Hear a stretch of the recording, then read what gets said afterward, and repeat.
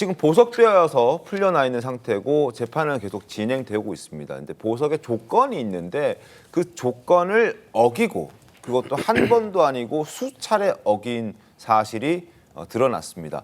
보석 허가 받을 당시 성실하게 재판 임하겠다, 성실하게 대응하겠다라고 했던 그 모습부터 보고 오겠습니다.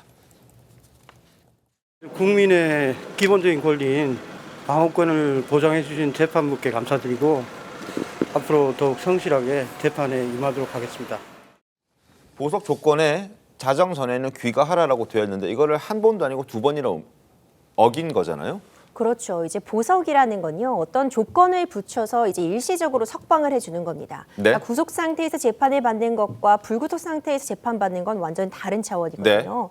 당시에 그 보석의 조건을 보면 일단 12시 이내에 주거지로 귀가를 해야 됩니다. 그리고 1일 이상 다른 지역으로 가게 될 때는 사전에 알려야 될 의무가 부담이 되어 있었어요. 그리고 뿐만 아니라 사건 관계인들과 접촉은 해서는 안 된다. 이런 규정들이 담겨 있었는데 최근에도 이런 부분들을 반복적으로 어긴 정황이 확인이 된 겁니다. 네.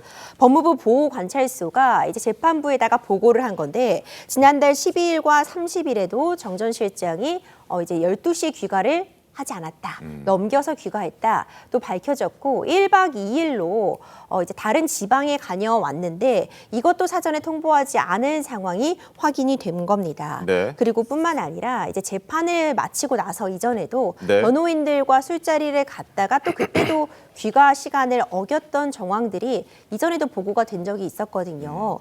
이런 부분들이 문제가 되고 있고 실제로 사건 관계인과 접촉을 하면 안 되는데 네. 접촉을 해서 과태료 300만 원을 부과받았던 전례도 있어서 반복한 이런 위반 사항에 대해서 이것이 이제 보석 취소 사유로서 충분히 기한할 수 있는 건 아니냐 이야기 나오고 있습니다. 취소할 수 있는 건가요? 그렇죠. 이 보석이라는 건 무한정 풀어주는 게 아닙니다. 네. 일시적으로 구금 상태에서 풀어지면서 주어진 조건들을 충족을 할 때만 그 보석이 유지가 되는 건데 네. 귀가 시간을 어기고 계속해서 관계자들과 접촉을 하면 재판부가 보석을 취소하고 다시 구금할 가능성도 존재합니다.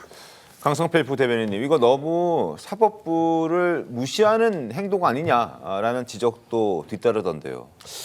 정진상 실장이 사법부를 무시해서 그랬겠습니까? 무시하다가 바로 다시 구속될 수 있는데 무시해서가 아니라 제가 개인적인 사정은 모르겠지만 본인도 그 어떤 위수 지역을 벗어난 거에 대해서는 사실 나름대로 사정이 있었을 거라고 생각하고 그럼에도 불구하고 이제 구속 조건을 충실히 이행하는 것이 맞는 것이죠. 그래서 이 부분에 있어서는 아마 15일 날 재판이 있는 걸로 알고 있는데 네. 그때 조금 합당한 이유를 밝혀야 될 것 같습니다.